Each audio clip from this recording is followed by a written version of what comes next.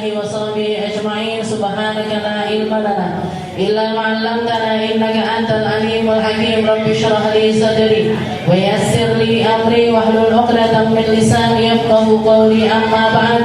Alhamdulillah ala ni'matil Islam, alhamdulillah ala ni'matil iman, wa kafa biha min ni'mah. Alhamdulillah, segala puji bagi Allah Subhanahu wa taala yang mendudukkan kita, mengumpulkan kita, menjadikan kita hamba-hamba yang di pagi hari ini kembali mencari perkara-perkara yang membuat Allah Ta'ala ridho atas kita, yang membuat Allah Ta'ala senang terhadap kita.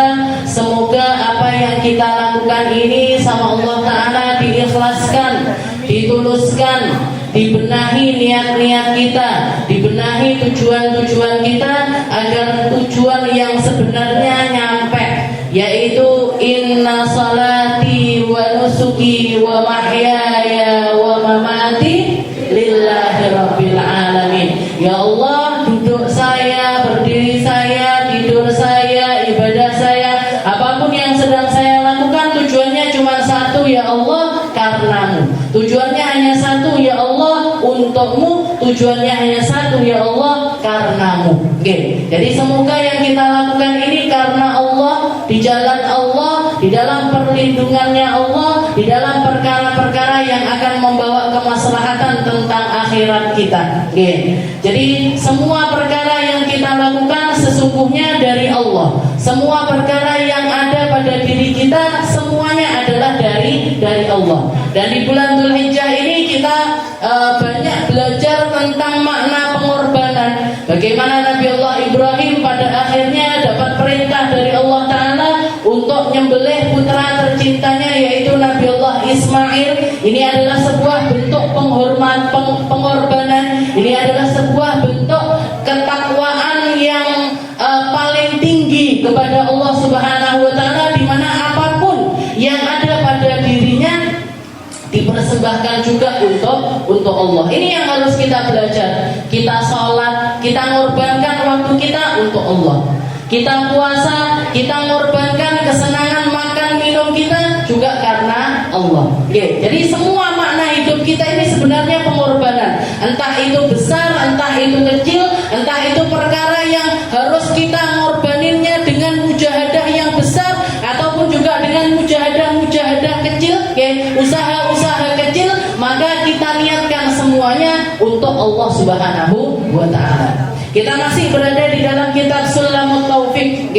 Niki bape sebenarnya sedikit, tapi pembahasannya sangat dalam sekali karena kaitannya dengan keadaan hati kita. Para ulama kita itu kalau sudah ngarang bab hati, hati itu kecil. Katanya Nabi Muhammad segumpal darah yang ada, segumpal daging yang ada di dalam hati, di dalam dirimu. Tapi katanya Nabi, idza salahatul jasad kullah. Kalau sudah hatinya baik, liyane dadi api. Kalau sudah hatinya enggak baik, yang lainnya juga jadi enggak baik. Makanya maknanya sangat dalam sekali, dan para ulama kalau sudah bahas tentang masalah hati, ini pembahasannya mesti panjang lebar. Ada kitab namanya Ihya Ulumuddin, karangannya Imam Ghazali, itu juga bahas tentang perkara hati. Ada mulai dari kitab kecil sampai kitab besar, ini kalau sudah bahas hati ini mesti dowo ceritane, dan seakan-akan enggak bener-bener. Napa mboten? Jadi jenengan kalau saya lagi bahas tentang bab tasawuf, aku kok kena kok panggah ngene, aku kok busata iki mesti nyindir aku. Bukan jenengan tok Bu yang kesindir, saya ngomong kesindir terus Jadi kalau sudah bahas hati niku jangan pakai baper Bu. Saya nggak ngerti istilahnya jenengan punya masalah apa, jenengan lagi bagaimana dan lain sebagainya, saya nggak ngerti. Jadi istilahnya mesti saja ini mesti nyindir aku, mesti wah apa nggak kena. Ngaten niku namanya ilmu tasawuf itu seperti itu. Jangan istilahnya memang ilmu untuk mengolah hati kita, ilmu untuk membenahi keadaan hati kita agar terus-terusan lurus, agar terus-terusan menghadap kepada Allah Subhanahu wa Ta'ala. Dan ibadah kalau sudah kaitannya dengan hati, ini mampu menembus perkara-perkara yang tidak bisa ditembus dengan amaliyah-amaliyah badan. Nggak mampu ditembus dengan ibadah secara fisik kalau sudah kaitannya dengan keadaan hati kita.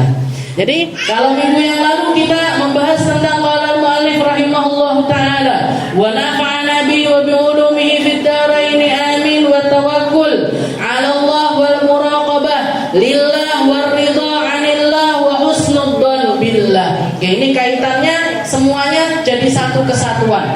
Tawakal kepada Allah, selalu merasa diawasi oleh Allah, ridho tentang semua ketentuannya Allah, serta berhusnudon kepada Allah. Ini 4 hal yang gak akan pernah bisa terlepaskan, dan satu sama lain memberikan efek kepada sesuatu yang lain. Kita sampai di bab, kalau kemarin muraqabah lillah, jadi selalu merasa diawasi sama Allah Ta'ala. Sekarang kita bahas tentang ridho anillah. Ridho anillah, ridho atas setiap perkara yang Allah Ta'ala tentukan atas kita. Ridho tentang perkara yang Allah Ta'ala berikan atau takdirkan untuk menjadi jalan hidupnya kita. Ini perkara yang menjadi efek kaitannya awal asal muasalnya dari sifat yang namanya tawakal. Nyandarkan diri kepada Allah, berpasrah diri kepada Allah, gantungkan diri kepada Allah, baru orang bisa melakukan yang namanya ridho. Jadi baru dia akan masuk ke dalam pintu yang namanya pintu keridhoannya Allah. Orang kalau nggak nyandar sama Allah, nggak punya sifat tawakal, nggak punya sifat berpasrah diri kepada Allah Subhanahu wa Ta'ala, juga nggak akan mampu ridho dengan semua ketentuannya Allah. Jadi berkaitan ini, awake dhewe belajarnya tawakal dhisik, belajarnya itu tentang kepasrahan kepada Allah, maka pintu ridho itu akan terbuka untuk kita. Dan ini kaitannya juga dengan mujahadatun nafas, mujahadahnya hati kita. Orang punya nafsu, katanya para ulama, manusia ini punya musuh macam-macam. Kita umat Islam itu punya musuh macam-macam. Musuh pertamanya kita adalah dunia kita. Musuh pertama kita adalah perkara dunia kita. Gimana apa yang ada di tangan, gimana apa yang Allah Ta'ala amanahkan, dimana apa yang Allah Ta'ala anugerahkan kepada kita, tidak mencelakakan kita, tapi menjadi jalannya kita menuju Allah. Banyak orang terbuai dengan pangkatnya, terbuai dengan hartanya, terbuai dengan kecantikannya, terbuai dengan apa yang Allah Ta'ala anugerahkan kepada dirinya. Dia merasa kalau itu semuanya miliknya. Dikira duitnya DE, dikira omahnya DE, dikira anak-anaknya dia, anak-anaknya dia, dikira pangkat ini didapat dari dedikasinya dia atau perjuangan yang dia lakukan. Saya punya aset di mana-mana ini karena usahaku, karena kepintaranku, karena kecerdasanku, karena kegigihanku, nggak disandarkan kepada Allah. Ini dunia ini jadi fitnah atas kita semuanya. Menjadi salah satu musuh terbesar yang harus kita perangi. Piye carane ngembalikan kalau semua ini punyanya Allah, ini punyanya Allah. Saya dikasih kecantikan, Allah yang ngasih. Dan Allah Ta'ala pengen saya mengemban amanah kecantikan ini nggak jadi mudarat untuk yang lainnya.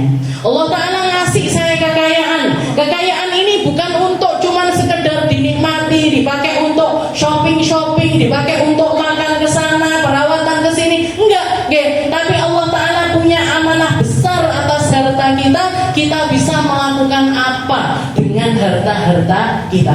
Ini perang kita yang pertama. Dan perang ini sulit ngomong betul. Angel banget. Sulitnya luar biasa. Jadi dunia ini musuh kita. Setan juga musuh kita. Oke, tapi di antara dua hal ini ada sesuatu yang jauh lebih sulit lagi untuk diperangi, yaitu hawa nafsu kita sendiri. Yang sampai dikatakan Nabi Muhammad pulang dari perang Badar, perang yang sangat besar, 313 pasukannya Nabi melawan 1000 orang lebih dengan persenjataannya yang lengkap. Katanya Nabi Muhammad, kita pulang dari perang kecil menuju perang yang besar. Para sahabat ini masih berdarah-darah, ini luka-luka di mana-mana. Bahkan darah yang ada di pedang-pedang mereka ini belum kering. Katanya para sahabat, ya Rasul, perang sebesar ini jenengan bilang ini adalah perang yang kecil. Terus perang yang besar itu perang apa? Katanya Nabi Muhammad, perang melawan hawa nafsumu sendiri. Karena kalau perang melawan orang kafir, musuhnya ketok. Lek perang melawan diri sendiri, ndak ketok, nggak kelihatan. Seakan-akan kita itu baik. Padahal dibalik kebaikan itu ada sesuatu yang nggak baik di dalam diri kita. Nuruti segala hal perkara-perkara yang nggak baik. Para ulama ngasih keadaan haliyahnya nafsu seseorang itu. Semua orang itu punya nafsu dan ada di tahapannya masing-masing. Ada yang namanya nafsul lawamah, ada yang namanya nafsul mulhamah, ada yang namanya nafsul mutmainnah. Orang kalau bisa melawan dari nafsul lawamah dan juga mulhamah. Lawamah ini apa? Nafsu yang selalu nyuruh dia untuk melakukan kemaksiatan, nafsu untuk melakukan perkara-perkara yang gak ada manfaatnya, nafsu untuk melakukan perkara-perkara yang bawa kerugian untuk dia, baik itu kerugian dunia ataupun kerugian akhirat. Tapi dituruti. Istilahnya sudah punya tanggung jawab, sudah nikah misalkan, sudah nikah, punya tanggung jawab anak, punya tanggung jawab istri, tapi senangannya nge-game terus. Senangannya nge-game sampai lali, sampai lupa pulang, sampai lupa sama anaknya, sampai lupa sama istrinya, sampai lupa dengan tanggung jawabnya sebagai seorang ayah. Jadi perkara yang jadi nafsu kesenangan dirinya ini dituruti terus. Ini berarti nafsunya nafsu apa? Nafsu lawamah, Bu. Bahkan untuk menghindarkan dirinya dari perkara-perkara maksiat pun dia nggak mampu. Jadi terbuai dengan segala sesuatu. Pokoknya aku senenganku ini. Pokoknya ini jadi hobiku. Pokoknya ini berarti nafsunya masih nafsul lawamah. Terus nyuruh dia melakukan kemaksiatan dan terus-terusan dituruti. Terus-terusan dituruti. Kalau kita mujahadah atas hal tersebut, katanya Imam Busiri itu mengatakan, wa nafsu katifli intuh milhu syabba ala hubbir radha. Katanya Imam Busiri, nafsu kita, hawa nafsu kita itu kayak anak kecil. Kalau dibiarkan, nggak pernah disapeh dia dari nyusu dari ibunya, gede panggah nyusu. Apa betul? Kalau nggak disapeh sama ibunya sampai 3 tahun, 4 tahun, 5 tahun, 10 tahun, nyusu terus dia. Jadi kalau misalkan nggak disapeh, gimana caranya biar berhenti nyusu ini? Dia apa nih? Disapeh. Jangan eleng-eleng dulu waktu nyapeh anaknya gimana caranya? Digambari, dikasih jamu, dikasih yang pahit-pahit, didendeni dan lain sebagainya. Tujuannya biar apa? Tujuannya biar dia berhenti dari nyusu. Nafsu itu semuanya kayak gitu. Nafsu itu seperti itu. Kalau kita kecanduan dengan sesuatu yang akui hobiku, kalau keluar rumah kisikil mesti mampir misalkan. Mampir rono, mampir rene, mampir bakso, ngopi, tuku kek, sembarang. Kuliner yang baru mana ini? Toko yang baru mana ini? Yang bagus-bagus mana ini? Pokoknya setiap keluar rumah wis ngelencer kemana-mana. Berarti apa? Ini kaki harus dikuasain, Bu. Ini kaki berarti harus dikuasakan, harus diberhentikan. Cara mujahadahnya gimana? Cara mujahadahnya berhenti dan memaksakan diri untuk berhenti jalan ke tempat-tempat yang semacam itu. Kalau perlu dikasih hukuman. pokok sikil bar ngaji kok mampir. Jadi kasih hukuman. Ya Allah, kalau kaki ini kok habis ngaji di Darussalam mampir nih gone bakul bakso, denda 100.000. Denda 100.000. 100.000-nya dikasihkan ke siapa? Disedekahkan. Nggih. Tak sedekahnya usahanya tapi sedekah buat anak sendiri. Podo ae niku. Nggih, jadi dipaksakan. Kalau kita nggak bisa dengan cara yang istilahnya dengan cara yang pelan-pelan, paksakan. Nggih. Ini mujahadah yang dari dulu guru saya ngajarkan. Habib Segaf itu ketika kita, nggih, jadi saya sekolah di Dalwa mungkin sekitar 4 tahun, nggih. Setelah berlalu 3 tahun atau 4 tahun itu sudah mulai dipegang sama Habib Segaf. Jadi ada pelajaran yang duduk sama Habib Segaf baru Dalwa. Jadi kata beliau itu setiap kali pertemuan dengan kita ngasih mujahadah. Ngasih mujahadah, ngasih challenge atas kita. Kadang-kadang sama beliau disuruh nanti hari Jumat, jadi misalkan hari ini hari Kamis, besok hari Jumat, ini anak kelas ini, misalkan kelas 1 sanawiyah sekitar anak 40, semuanya seharian nggak boleh ngomong, nggak boleh ngomong. Sampai kita itu keluar kamar itu bawa kertas, dicantolnya di sini. Jadi kalau mau ngomong ditulis. Antri kamar mandi misalkan, aku habis kamu ditulis. Nanti mau kan sulit kan? Nggak ngomong itu kan sulit, apalagi di pondok. Di pondok niku nggih sembarang barang rebutan. Air rebutan, kamar mandi rebutan, kok ngoten, kerupuk lo rebutan, sambel rebutan. Kalau nggak cepet-cepet ke kantin, nggak cepet-cepet ke koperasi zaman saya dulu, Bu, nggih. Jadi kalau nggak cepet-cepet ke koperasi, nggih, niki rebutan, ambil kerupuk ini, ambil sambel ini, ambil ini. Kalau kita ke kantin terus nggak ngomong apa-apa, nggih. Yaudah itu apa akhirnya, nggih, cuman pulang ngaplo, nggih, nggak dapat kerupuk, nggak dapat lauk tambahan, istilahnya seperti itu. Jadi ditulis, dan nanti disetorkan. Besoknya kalau ketemu Habib Segaf lagi disetorkan. Ayo, ini siapa pelanggarannya, siapa aja. Ini Beb, saya sehari itu salah ngomong sekian kata, suruh istighfar 100 kali. Ini salah ini, suruh istighfar. Ini suruh berdiri, suruh istighfar. Biar apa? Biar kita tahu persis, kalau mulut ini nggak diajarin untuk diem, omong terus. Ini penyakitnya perempuan. Ini penyakitnya perempuan. Kalau nggak direm untuk diam, kalau nggak dipaksa untuk diam, ngomong non-stop nggak ada habisnya. Nggih napa mboten? Jenengan nih lo ketemu meh bendino, majelis di sini, majelis di sana, majelis di sini, majelis di sana, ketemunya yo temennya sama itu aja, yo kayaknya ibu iki karo iki, kayaknya ibu iki karo iki, tapi setiap duduk itu enek, sing ceritane, sing kelambi lah, sing sandal lah, sing sekolah anak lah, enek, bahan itu nggak habis-habis untuk diomongkan, gimana ini caranya biar nggak kebablasan? Biar kita tahu waktunya, biar kita bisa mengkontrol apa yang kita omongkan. Puasa ngomong, jadi kita cari ini, dicari ini penyakit kuning di mulut kah, di mata kah, di telinga kah, di jempol kah, jempol. Saiki ada tambahannya, Bu, scroll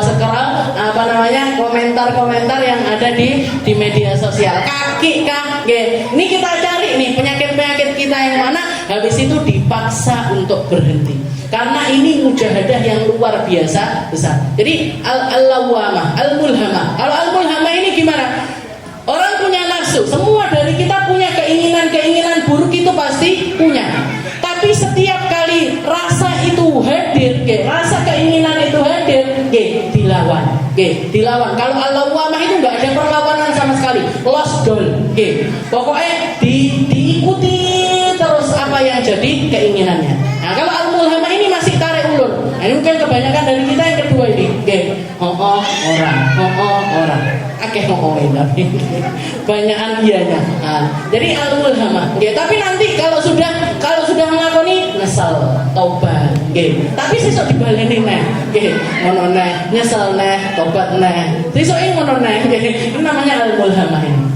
Nah, kalau itu juga dimujahadai, tambah kecil, tambah kecil, tambah kecil, tambah kecil, ya tambah sedikit, yang dituruti masuk ke dalam kategori hamba-hamba Allah Ta'ala yang punya hati tenang, al-mutmainnah, okay. Yang dikatakan oleh Allah Ta'ala di dalam Al-Quran, ya ayyatuhan nafsul mutmainnah irji'i ila rabbiki radiyatan mardiyah fadkhuli fi ibadi wadkhuli jannati. Katanya Allah Ta'ala, wahai hamba, sini okay. Wahai hamba-hambaku yang punya hati yang tenang, yang punya hati yang sudah mengalahkan hawa nafsunya, yang punya hati nggak nuruti segala keinginannya, yang mampu mengalahkan dunianya, mampu mengalahkan setannya, mampu mengalahkan hawa nafsunya, nafsunya tunduk kepada dirinya, nafsunya tunduk kepada perintahnya Allah, nafsunya tunduk dengan keinginannya. Rasulullah Sallallahu Alaihi Wasallam,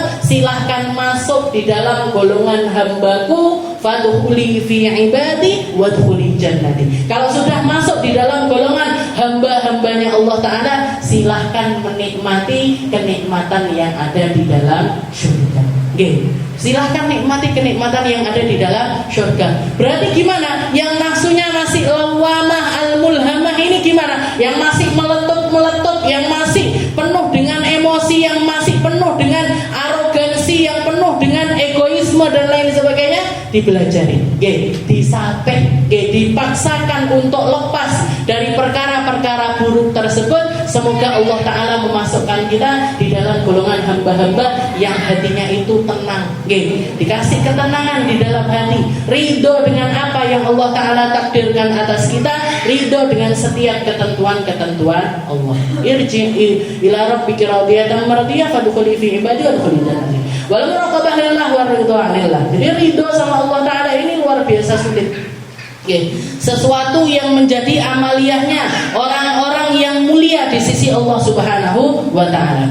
Sayyidina Husain bin Ali, cucunya Rasulullah Sallallahu Alaihi Wasallam, yang dikatakan oleh Nabi Muhammad, Husainun minni wa ana min Husain, man ahabba Husainan ahabbahullah. Katanya Nabi Muhammad, Husain itu sebagian dari aku dan aku juga sebagian dari Husain.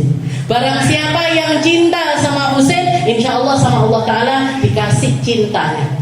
Man ahabba Husainan ahabbullah. Orang yang cinta sama Sayyidina Husain, dia adalah orang-orang yang dicintai oleh Allah Subhanahu wa Ta'ala. Jadi Sayyidina Husain, manusia kecintaannya Nabi.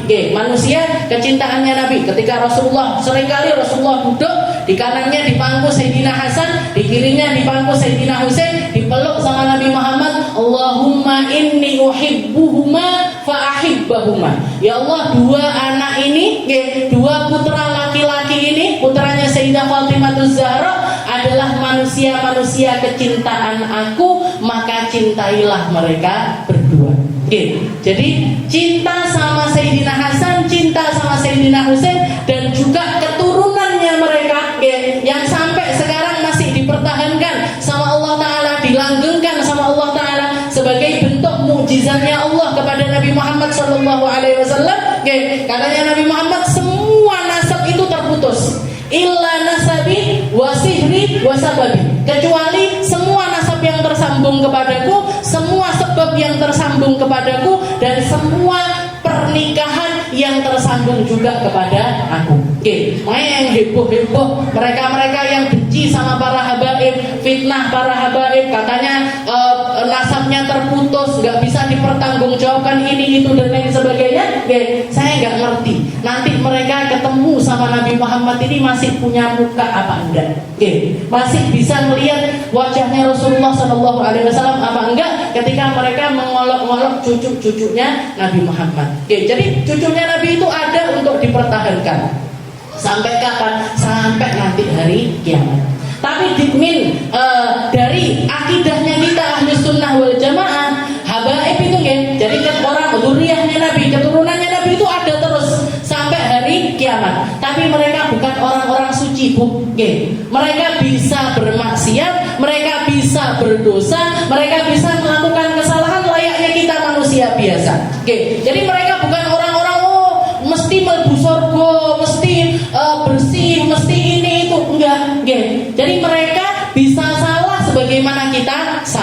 Mereka bisa kepleset sebagaimana kita kepleset. Mereka juga perlu mujahadah diri sebagaimana kita juga perlu mujahadah diri. Jadi yang perlu kita datangkan di dalam hati kita, ya Allah, saya cinta sama dzurriyyahnya Nabi, bukan tentang dzurriyyahnya, bukan tentang personalnya. Jadi tidak iso kita setiap kali sholat Allahumma sholli ala Sayyidina Muhammad wa ala ali Muhammad. Ya Allah, saya bersolat kepada Nabi dan keluarganya Nabi. Keluarganya Nabi ini siapa? Ya, keluarganya Nabi ini siapa? Sayyidina Hasan, Sayyidina Husain, Sayyidah Fatimah, Sayyidina Ali, dan juga anak cucunya. Tidak iso ya Allah, salat kepada Nabi, salat kepada keturunannya Nabi, kecuali Habib Bui. Nyapa? Aku nggak seneng kalau Habib Bui main cele. Aku nggak seneng kalau Habib Bui kalau ngomong kasar. Aku nggak seneng sama Habib ini. Oh, kelakuannya nggak bener. Nggak ada, nggak bisa dilepaskan, itu nggak bisa. Sudah masuk di dalam anak cucunya Nabi, sudah masuk di dalam golongan mereka yang kita sholawati. Jadi cintanya kita sama mereka ini karena Allah, karena Rasulullah. Tapi kalau ada yang salah dari mereka juga manusia biasa. Mereka juga manusia biasa yang bisa salah, yang bisa luput, yang bisa melakukan sebuah perkara-perkara yang dosa. Ini manhajuna. Ini akidah kita di dalam memahami anak cucunya Rasulullah SAW. Jadi Sayyidina Husain itu pernah ketika beliau duduk bersama Abi Dzarrin Al-Ghifari. Abi Dzarrin Al-Ghifari itu termasuk sahabat awal yang masuk ke dalam agama Islam. Rumahnya gunung. Ketika Rasulullah masih ada di negeri Mekah, Abu Dzarrin itu sudah dengar, katanya di Mekah ada seseorang namanya Muhammad bin Abdullah, akhlaknya baik, orangnya amanah, orangnya begini, ngaku kalau jadi nabi. Ngaku menjadi seorang nabi. Akhirnya beliau penasaran, pengen tahu seperti apa, beliau pengen ketemu, tapi takut karena Rasulullah di situ masih sangat-sangat dikucilkan, masih sangat-sangat diremehkan sama orang. Dan jadi delik-delik datang ke Mekah. Datang hari pertama ketika orang musafir itu kan kelihatan bajunya lusuh, bawa perbekalan, nggak duwe omah, nggak punya tempat untuk nginep. Sayyidina Ali lagi keliling tawaf di Ka'bah, ngelihat ada orang kelaleran kayak gitu, diajak pulang. Pulang ayo, ikut saya. Tak kasih makan, tak kasih minum. Tapi nggak ngomong. Abu Dzarrinnya takut kalau ngomong, nah aku pengen ketemu sama Muhammad, nanti takutnya orang yang diajak ngomong ini orang yang benci sama Nabi Muhammad. Sayyidina Ali juga takut kalau nanya-nanya tentang orang ini, orang yang datang untuk nggak senang atau karena Rasulullah jadi incarannya para pembunuh waktu itu. Jadi takutnya orang yang akan membahayakan Nabi, jadi diam-diaman. Sampai sehari, sampai 2 hari, sampai 3 hari. Hari ketiga baru ditanya sama Sayyidina Ali, kamu ini siapa, dari mana, mau ketemu siapa? Saya tapi jadi perjanjian dulu. Kalau saya ngomong kamu harus jujur ya. Kalau saya ngomong kamu janji nggak ngapa-ngapain saya. Kalau saya ngomong nanti saya jangan kamu istilahnya ojo di apa-apa nih lah, istilahnya seperti itu. Akhirnya karena Sayyidina Ali ditanya, saya pengen ketemu sama Muhammad bin Abdullah. Oh, innahu rasul, katanya Sayyidina Ali, dia adalah seorang nabi, dia adalah seorang rasul, dan aku adalah salah seorang pengikutnya. Akhirnya dibawa ketemu sama Nabi, masuk Islam waktu itu juga. Jadi orang Mekah masih ada di dalam kemusyrikan, ini Abu Dzarrin ini sudah masuk ke dalam agama Islam. Sayyidina Ali mengatakan, Abu Dzarrin Al-Ghifari itu adalah seseorang yang punya keilmuan luar biasa, tapi dia memilih untuk menyembunyikannya, memilih untuk tidak ngumbar ilmu tersebut di halayak ramai. Dikatakan Abu Dzarrin Al-Ghifari ini ketika duduk sama jejer sama cucunya Nabi Sayyidina Husain, duduk bersama Sayyidina Husain, katanya Abu Dzarrin Al-Ghifari, beliau mengatakan al-faqru ahabbu ilayya minal ghina wasaqamu ahabbu ilayya minal afiyah. Katanya Abu Dzarrin Al-Ghifari, saya itu kalau disuruh milih, saya lebih milih jadi orang miskin ketimbang jadi orang kaya.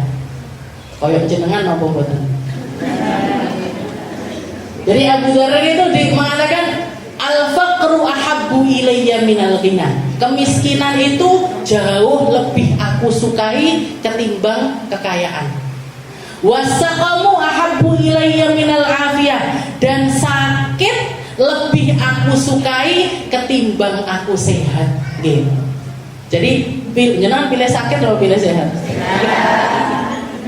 Jadi ini Abu Dzar Al-Ghifari, maksudnya beliau itu fi maqamil mujahadah. Di dalam mujahadahnya kepada dirinya sendiri. Mayoritas orang mesti senengan punya duit ketimbang nggak punya duit. Nggih napa mboten? Sepakat kabeh. Nggih. Tapi caranya gimana ini? Biar dunia ini nggak menfitnah kita, biar kita nggak tergantung sama dunia, biar kita nggak istilahnya mandang segala-gala tentang perkara dunia. Harus kita perangi dunia ini. Maka beliau untuk memerangi dunianya, beliau sampai di dalam tahap yang mengatakan kepada dirinya, ya Allah, saya lebih senangan jadi orang fakir ketimbang jadi orang kaya, dan saya memilih jadi orang sakit ketimbang jadi orang sehat. Ini Abu Dzar Al-Ghifari. Dijawab sama Sayyidina Husain, rahimallahu Abu Dzar Al-Ghifari. Katanya Sayyidina Husain dimulai dengan doakan Abi Dzar, semoga Allah Ta'ala merahmati Abi Dzar Al-Ghifari dan pandangannya di dalam memandang kehidupan, dan pandangannya di dalam mengelola keadaan diri. Oke, amma ana, katanya Sayyidina Husain, tapi kalau aku di dalam memandang kehidupan ini, ma aradallahu ta'ala ilayya ahabbu ilaih. Katanya Sayyidina Husain, apa yang Allah Ta'ala inginkan atas diriku, itu yang aku sukai. Kalau Allah Ta'ala jadikan aku miskin, aku akan mencintai kemiskinan itu. Kalau aku dijadikan orang kaya, aku akan mencintai kekayaan itu di jalannya Allah. Kalau aku dikasih sakit, aku akan sabar dengan sakit itu. Kalau aku dikasih sehat, aku akan bersyukur atas kesehatan itu. Ma aradallahu ta'ala li ahabbu ilayya. Ya, apa yang Allah Ta'ala anugerahkan jadi jalan hidupku, jadi ditakdirkan atas diriku, itu yang akan aku sukai. Ini perkataannya Sayyidina Husain. Manittakala ala husni ikhtiyarillahi ta'ala lahu lam tatamanna ghaira ma makhtarallahu azza wa jalla. Katanya beliau, diteruskan lagi, man tawakkal, barang siapa yang bertawakal, barang siapa yang bersandar ala makhtarallahu ta'ala lahu, atas apa yang dipilihkan sama Allah Ta'ala untuk dirinya. Barang siapa yang bertawakal atas apa yang Allah Ta'ala pilihkan untuk orang tersebut, lam yatamanna ghairu makhtarallahu ta'ala ghairih, tanpa ngangen-ngangen apa yang jadi kenikmatannya orang lain, itu yang aku pilih untuk jadi jalan hidupku.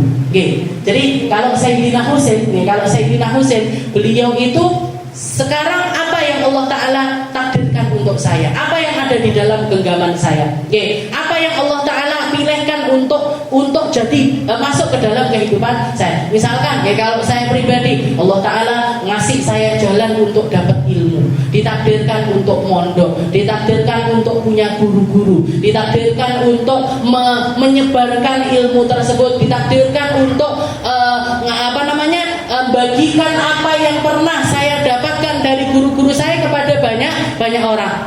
Gimana istilahnya beliau di dalam menyikapi ini? Kalau pakai konsepnya Imam Husain ini gimana? Ya sudah, apa yang sekarang ini Allah Ta'ala takdirkan untuk jadi jalan hidup saya, jalani itu dengan penuh kebanggaan, jalani itu dengan penuh rasa syukur, jalani itu dengan penuh rasa sabar, tanpa ngangen-ngangen apa yang jadi nikmatnya Allah Ta'ala untuk orang lain. Jadi tidak usah delok enak yo jadi pengusaha ngono kuwi, ditangani dadi ustadzah, orang sepiro, misalkan, jadi enakan jadi pengusaha. Seandainya saya dulu mendingan usaha, jadi orang kaya, enak ya jadi orang kaya, atau kalau melihat misalkan, saya ditakdirkan untuk ngaji tentang istilahnya lebih banyak ilmu kitab daripada ilmu Al-Quran. Istilahnya lebih banyak ngaji tentang perkara-perkara yang sifatnya itu fikih, nahwu, tafsir, sirah dan lain sebagainya ketimbang menghafal Al-Quran. Saya hafalan Al-Quran saya nggak banyak. Jadi pulang dari Hadramut itu dapat hafalan sekitar 15 juz. Separuhnya Al-Quran. Nggak iso dibanding nih sama Ustazah Nur. Nggak bisa dibandingkan sama Ustazah Nur. Jadi istilahnya apa? Saya nggak enaknya dari Ustazah Nur. Bisa kelilingan jadi ahli Quran. Istilahnya rutinannya itu hidupnya penuh dengan Al-Quran. Nggak kayak saya. Jadi nggak nyari apa yang jadi nikmatnya Allah Ta'ala atas orang lain. Nggak ngengen nikmatnya Allah Ta'ala atas orang lain. Itu yang dimaksud sama Sayyidina Husain. Apa yang sekarang ini jenengan alami, apa yang sekarang ini Allah takdirkan, jenengan ngelihat ke saya, enak ya Ustazah, mondok, ngerti sembarang-barang, ngerti ilmu, dah neon biar aku mondok, misalkan, nah ya sudah, berarti ini jalan hidupnya jenengan untuk mendengarkan, untuk mendengarkan saya. Nah ini kalau jenengan semuanya jadi Ustazah jentrek lah di sini, terus saya rumahnya sopo.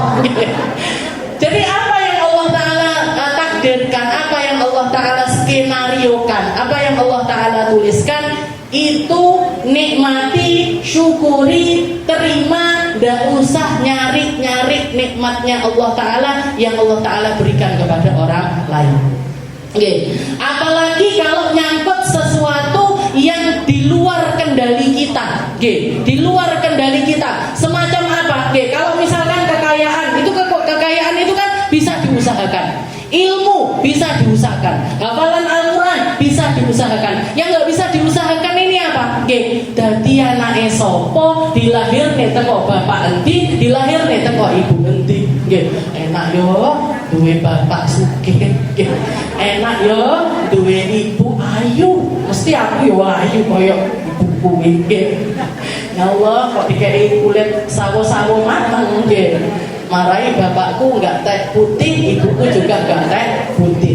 Jadi ngelihat bahkan istilahnya sesuatu yang enak ya dadi wong kuwi nggih. Bapak ibunya ayu ya anaknya ayu ganteng nggih. Jadi itu sesuatu yang di luar kendali kita. Nggih, enggak bisa kita nggih. Enak ya dadi anake kiai, enak ya dadi anake Habib, enak ya dadi enggak bisa, Bu. Nggih. Ini sesuatu yang enggak bisa kita minta. Jadi orang dilahirkan atau jadi anaknya seseorang itu ya sudah, kita nggak bisa minta siapa bapak kita, siapa ibu kita lahir begitu saja. Jadi untuk perkara-perkara yang diusahakan saja, yang masih bisa diusahakan saja, jangan ngelihat sama nikmatnya orang lain. Apalagi sesuatu yang di luar kendali kita untuk kita minta. Nanti anak sopo, jadi keturunan sopo, jadi orang yang seperti apa. Itu ya sudah. Ini kita ciptaannya Allah Ta'ala, diciptakan seperti ini. Datek dur misalkan, utawa datek ayu, utawa datek. Nah, ini memang jatah kita untuk jadi seseorang yang semacam ini. Tidak apa-apa, Bu, saya yang diayukan hatinya, yang ngedem-ngedem hati, yang dicantikkan rohnya, yang diputihkan hatinya. Biar apa? Nanti di akhirat sama Allah Ta'ala, ayu jenengan. Kalau masuk surga, ayu jenengan. Buat apa ayu di dunia tapi masuk neraka? Ngegune neraka dibom, ndak ini ayu nih. Tapi seperti apapun kita, seperti apapun bentuk kita, selama kita jadi hambanya Allah Ta'ala yang bertakwa, pasti jenengan balik ayu, balik enom, pasti. Marahin nenggone surga ada enek wong tua, ada orang tua, nggak ada orang yang jelek. Dan kecantikan ini nambah terus, sesuai tambah ayune, nah toh, nggak usah perawatan, nggak usah skincarean, tapi tambah ayu terus. Allah ridho. Jadi ridho kepada Allah. Ini prinsipnya Sayyidina Husain. Apa yang Allah Ta'ala berikan kepada saya, ini yang saya jalani, ini yang saya syukuri. Ini makom yang namanya ar-ridho anillah, ridho kepada Allah Subhanahu wa Ta'ala. Kalau Sayyidah Rabi'atul Adawiyah lain lagi. Sayyidah Rabi'atul Adawiyah perempuan solihah, yang terkenal dengan kewaliannya dan terkenal dengan karamahnya yang luar biasa banyak. Ketika beliau ditanya mata yakunul abdu radiyan, ditanya Sayyidah Rabi'atul Adawiyah ketika ditanya kapan seseorang itu menjadi hamba yang diridhoi sama Allah Ta'ala, maka beliau mengatakan idza sarrathul musibah kama sarrathun ni'mah. Katanya Sayyidah Rabi'atul Adawiyah, ketika seseorang itu kegembiraannya ketika mendapat musibah, ada orang gembira dapat musibah. Tapi kata Sayyidah Rabi'atul Adawiyah, ketika seseorang mampu bergembira atas musibah sebagaimana dia bergembira atas nikmat. Jadi antara nikmat dengan musibah itu menjadi sesuatu yang setara. Disitulah hamba ini mendapatkan yang namanya hakikatur ridho, hakikat dari keridhaan itu sendiri. Jadi kalau dia dapat kenikmatan, tahu persis karena semuanya dikembalikan kepada siapa yang memberi, yang ngasih nikmat Allah, yang ngasih musibah juga Allah, yang ngasih kesenangan kepada kita Allah, yang ngasih ketidaksenangan kepada kita juga Allah. Idza sarrathu musibatu kama sarrathu ni'matu. Ketika seseorang mampu bergembira, setara gembiranya dengan ketika dia mendapatkan nikmat dari Allah Subhanahu wa Ta'ala. Sama kayak pepatah Mesir yang mengatakan Darbul Habib Zabib. Katanya orang-orang Mesir, pukulan dari orang yang tercinta, pukulan dari seseorang yang kita cintai itu manis semanis kismis. Tahu kismis kan? Manisannya anggur. Manisannya anggur. Jadi pukulan dari mereka-mereka yang kita cintai itu rasanya seperti kismis. Ketika kita yang kita lihat bukan pukulannya, tapi siapa yang mukul. Bukan musibahnya, tapi siapa yang ngasih musibah.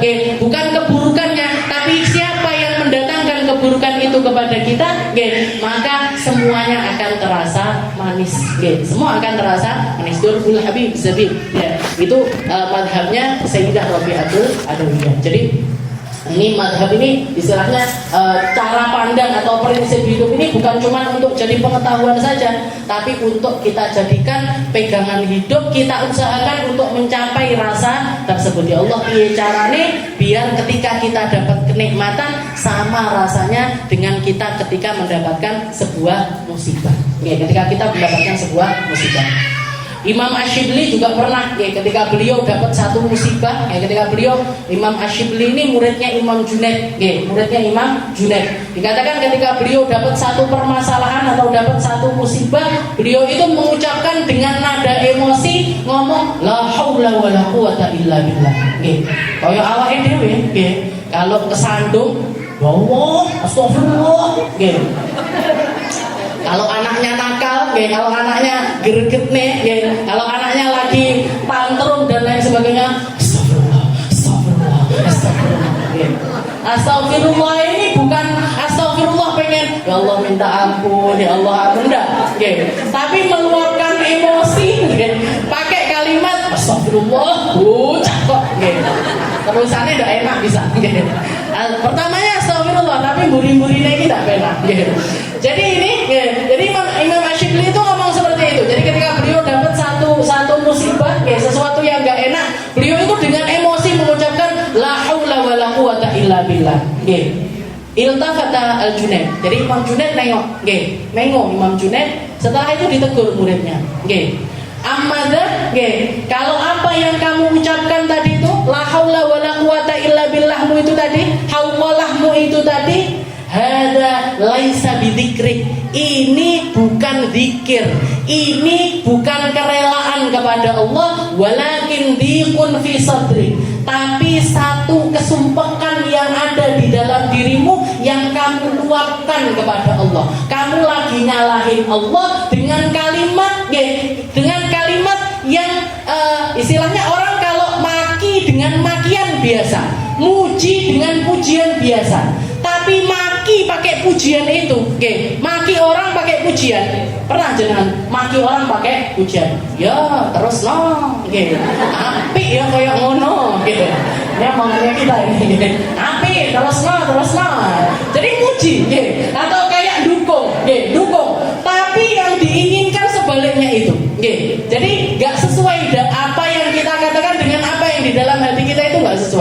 istighfarnya kita nggak sesuai dengan istighfar itu, hamdalahnya kita nggak sesuai dengan alhamdulillah itu, ini juga hauqolahnya Imam Asyibli nggak sesuai dengan apa yang kalimat yang keluar dari beliau. Lah, ngomongnya la haula wala quwata illa billah. Tidak ada daya dan upaya kecuali dari Allah. Tapi dengan ekspresi nyalahkan Allah Subhanahu wa taala. Ditegur sama Imam Junaid, kalau yang seperti ini itu adalah diqul sadruk wa diqul sadruk litarkir ridho. Oke. Dan rasa sumpah itu menunjukkan kalau kamu itu enggak punya keridhaan kepada Allah Subhanahu wa taala. Nah, ini angel nih ya. Jadi nyelaraskan antara apa yang keluar dari kita dengan apa yang terjadi di dalam hati kita. Oke. Walaupun kalau dilihat orang emosi terus ngomong seperti itu masih mending. Saya mending anak enu akal woyahdid, masih onesu. Tapi yang keluar itu sesuatu yang baik. Semoga Allah ngasih hidayah sama kamu, semoga Allah Ta'ala merahmati kamu, semoga Allah Ta'ala jaga kamu. Ketimbang anaknya dikata-katain, oh pancen anaknya hantu, berarti gue hantu. Pancen anaknya setan, berarti gue setan. Nah, jadi ketimbang ngomong yang jelek, masih lebih baik, masih lebih baik lagi. Kalau kita belajar sama orang alim, jadi orang syukur, ada orang syukur, selalu ada orang pandai bersyukur di atasnya. Orang syukur lagi, di atasnya ada orangnya. Terus seperti itu Bu. Orang alim, di atasnya ada orang alim lagi. Orang alim ada lagi alim. Ada orang terus seperti itu. Sampai puncaknya siapa yang nggak terkalahkan? Nabi kita, Nabi Muhammad SAW. Kita ini belajar ridho dari orang-orang ahli ridho. Dari orang-orang ahli ridho, puncaknya Sayyidur Ridho, manusia paling ridho kepada Allah Ta'ala, yaitu Nabi Muhammad SAW. Jadi belajar dari yang bawah-bawahnya aja udah kayak gini sulitnya. Tapi yang jenengan diduk nih, aku harap langsung, saya mau langsung nirukan ridhonya Nabi Muhammad, sulit Bu. Tapi kita lihat ada yang di bawahnya, ada lagi di bawahnya, ada lagi di bawahnya, biar kita bisa naik, bisa naik, bisa naik, terus naik lagi seperti itu. Jadi antara kalimat dengan apa yang ada di dalam hati ini, beliau nyuruh untuk selalu sama. Ini sama seperti makna ketika ada seorang ulama, ada satu orang ulama dari daerah Baghdad, kalau nggak salah namanya Imam Ashari. Beliau ini dikasih kabar kalau satu pasar, toko-toko yang ada di pasar itu kena kebakaran. Kebakaran setoko. Sak pasar ini kebakaran. Yang nggak kena kebakaran itu cuman tokonya Imam Ashari ini tadi. Ketika dikabarkan ini kebakaran di pasar itu, tapi tokomu selamat. Keluar dari lisan beliau, alhamdulillah. Katanya beliau, dari kalimat alhamdulillahku ini aku minta ampun sama Allah Ta'ala selama 30 tahun. Jadi aku beristighfar setiap kali selesai sholat, minta maaf sama Allah Ta'ala atas kalimat alhamdulillah yang aku ucapkan ketika seluruh pasarnya orang muslim ini kebakaran. Yang selamat cuman pasarku, yang keluar dari lisanku adalah alhamdulillah. Udah ngerasa nih perasaannya orang lain. Kalau kita kan gitu, udah nyelatu sapi gitu, syukur pancen yo, syukur pasare kobong pancen yo ngene pancen yo. Nah, kita nggak keluar, diem aja, diem tok, itu sudah bagus. Jadi bisa mengucapkan alhamdulillah itu lebih bagus lagi. Tapi ini orang-orang ahli ridho ini, bahkan kalimat alhamdulillahnya pun diistighfari karena keluar dari lisannya nggak sesuai dengan nggak sesuai dengan maksud atau kalimat alhamdulillahnya ini berpotensi nyakiti hatinya orang muslim yang lainnya. Istighfar selama 30 tahun, setiap sholat minta ampun atas dosa tersebut, atas kalimat alhamdulillah tersebut. Jadi ini pinternya para ulama kita di dalam mengelola hati, di dalam mengelola muamalah kepada Allah. Mungkin sama Allah Ta'ala kita dikasih kerinduan, dikasih hati yang ridho, dikasih hati yang lapang, dikasih hati yang pasrah, dikasih hati yang bisa menyandarkan diri kepada Allah Subhanahu Wa Ta'ala, mampu dengan tulus ikhlas mengikuti jalannya Nabi kita Nabi Muhammad Sallallahu Alaihi Wasallam. Dan semoga sama Allah Ta'ala hati kita dijaga dari sifat kemunafikan, dari sifat yang enggak benar, dari sifat yang akan menyakiti hamba-hamba Allah Ta'ala yang lainnya, akan menyakiti atau bermudarat kepada kehidupan kita setelah kematian kita. Dan mungkin-mungkin sama Allah Ta'ala kita semuanya diistiqomahkan, diberkahi hidup kita, diberkahi umur kita, diberkahi anak-anak kita, diberkahi semua apa yang Allah Ta'ala anugerahkan untuk kita tanam dengan kebaikan dan kita panen kebaikan tersebut nanti di akhirat. Kita, anak cucu kita, orang tua kita, semua orang yang kita sayangi, semoga selalu ada di dalam perlindungannya Allah Subhanahu wa Ta'ala. Ala hadhihi niyyah wa ala kulli niyatin salihah wa ila hadratin Nabi Muhammad sallallahu alaihi wasallam bisirril Fatihah.